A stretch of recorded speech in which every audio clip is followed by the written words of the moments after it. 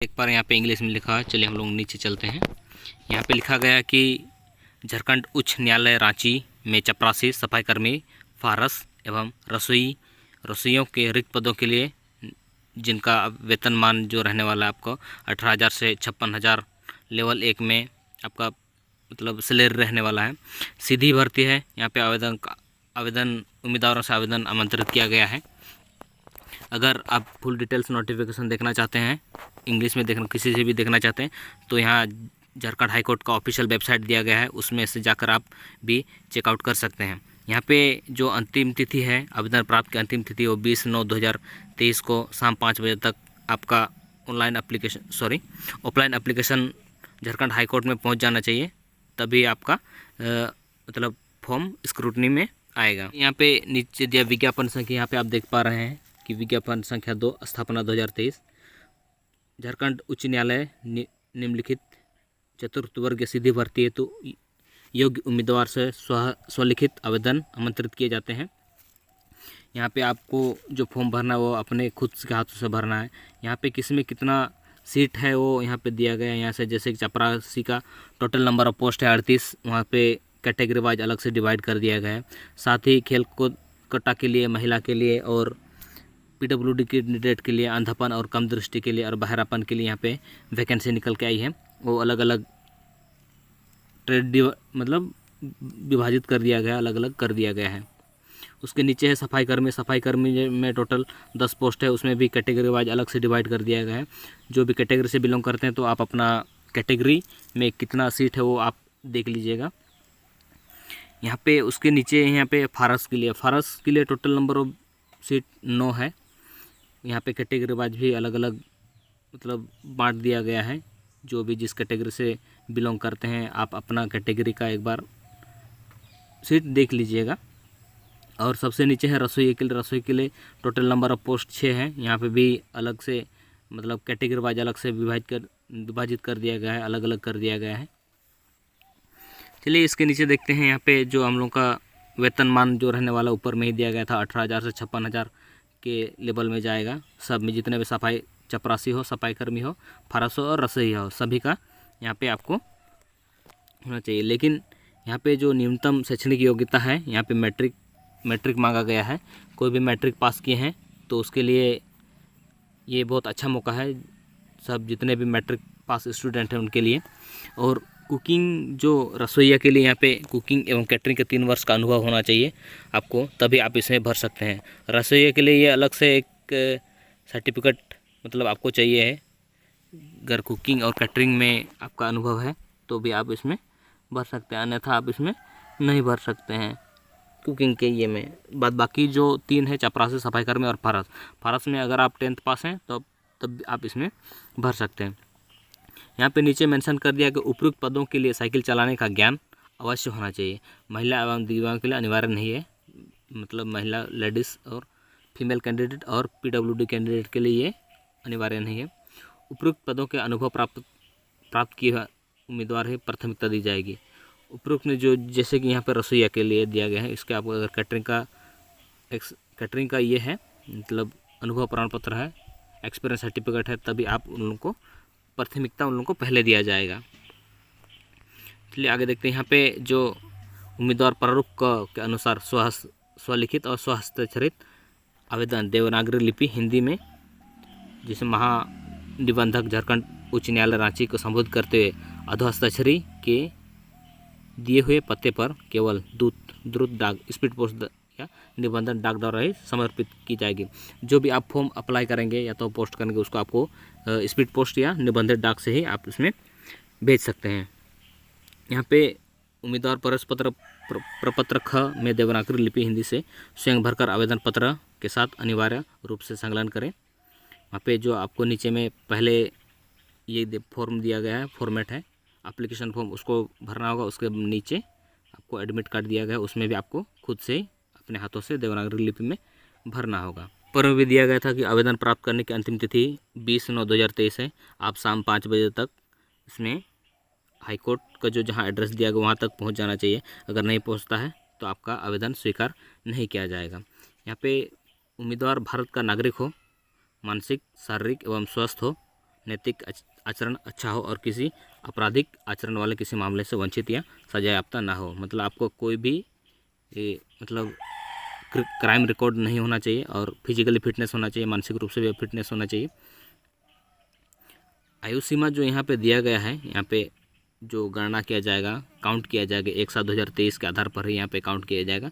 न्यूनतम मतलब मिनिमम 18 साल और अधिकतम 35 साल अनारक्षित के लिए, और अत्यंत पिछड़ा वर्ग के लिए अधिकतम जो है 37 साल है, और उसके बाद महिला के लिए 38 साल, अनुसूचित जाति और अनुसूचित जनजाति के लिए महिला और पुरुष दोनों के लिए मैक्सिमम आपका 40 साल है। अगर आपका 40 साल तक है तो आप इसमें फॉर्म भर सकते हैं। सभी कोटे के निश्चित अभ्यर्थियों को अधिकतम आयु सीमा जो 10 साल एक्स्ट्रा अलग से दिया गया है। जो PWD कैंडिडेट के लिए, जितने भी PWD कैंडिडेट हैं उनको अलग से 10 साल का एक्स्ट्रा दिया गया है। एप्लीकेशन फ़ी के तौर पर अनरक्षित, अनरिजर्व और अत्यंत पिछड़ा वर्ग और पिछड़ा वर्ग, अनुसूची 1 और अनुसूची 2 के एवं आर्थिक रूप से कमज़ोर विद्यार्थियों के लिए अब 200 रुपये का डिमांड ड्राफ्ट आपको महानिबंधन झारखंड उच्च न्यायालय रांची के नाम भुगतान करना होगा, जो DD बनाना होगा आपको।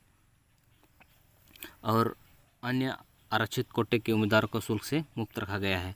जितने भी कैटेगरी से बिलोंग करते हैं उनको मतलब डिमांड ड्राफ्ट बनाने की ज़रूरत नहीं है, वो फी उनको पेड करने का ज़रूरत नहीं है। यहाँ पे अनुसूचित जनजाति और अनुसूचित जाति और अत्यंत पिछड़ा वर्ग, दिव्यांग, PWD अगर है तो फिजिकल हैंडीकैप्ड तो आपको मिनिमम 40% या उससे अधिक होना चाहिए।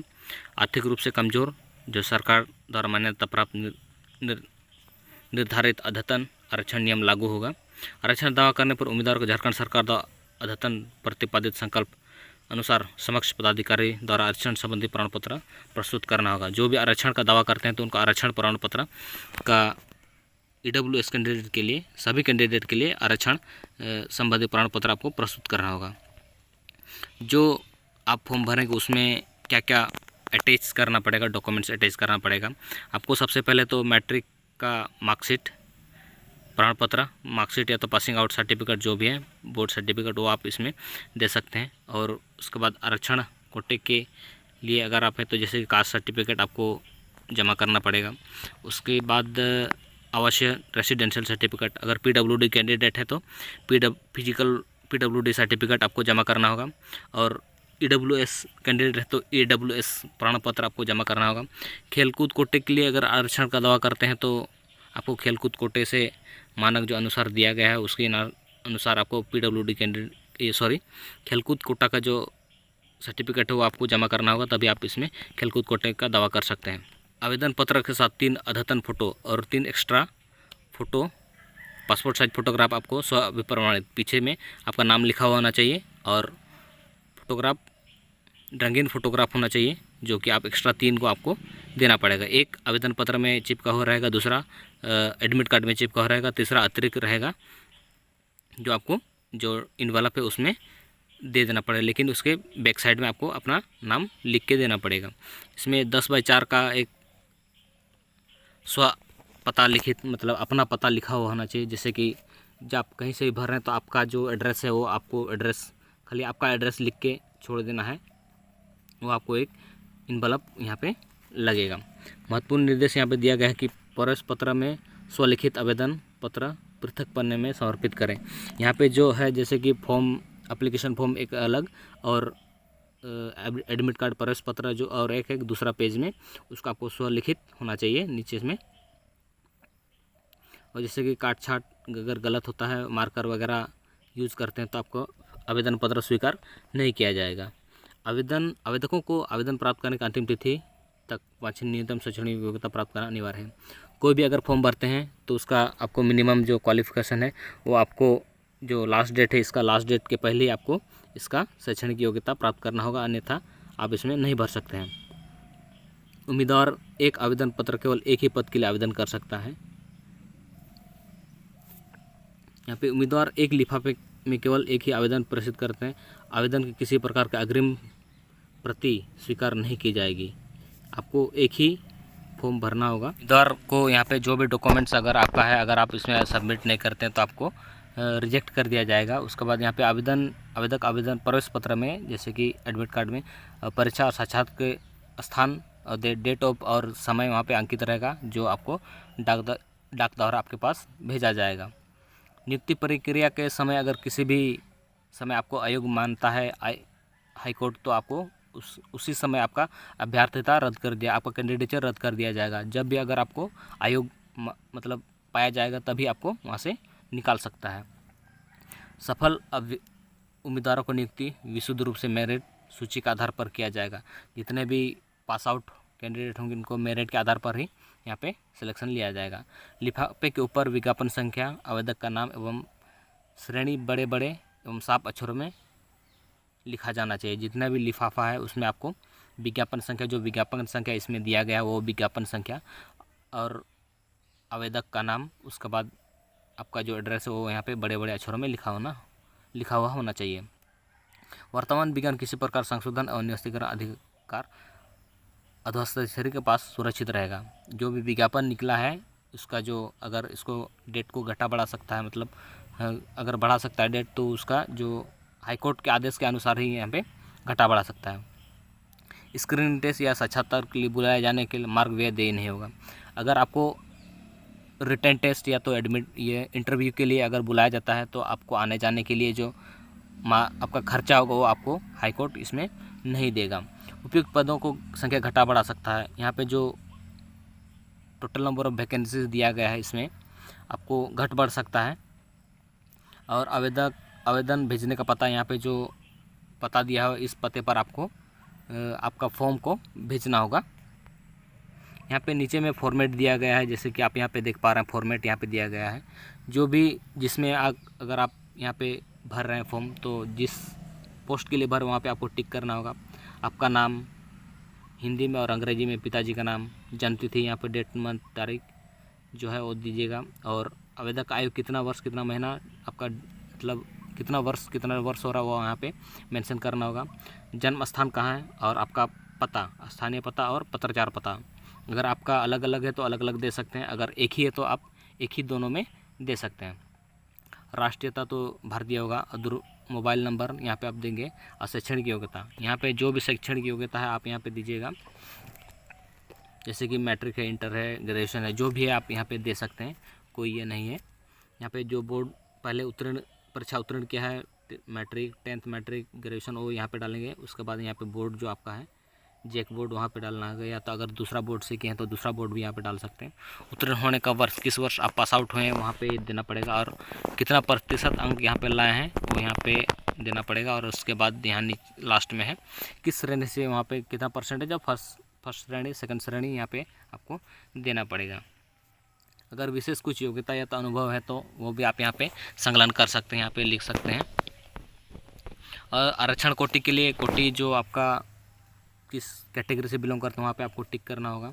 आपका लिंग लिखना होगा, पुरुष महिला क्या है आप वहाँ पे लिख सकते हैं। अगर यदि आप PWD कैंडिडेट हैं तो यहाँ पे कितना प्रतिशत आपका मतलब फिजिकल है तो वो यहाँ पे देना पड़ेगा। और यहाँ पे आपको टिक करना पड़ेगा किस ये में आप मतलब निःशक्तता है, PWD फिजिकल हैंडीकैप्ड है, वो यहाँ पे देना पड़ेगा।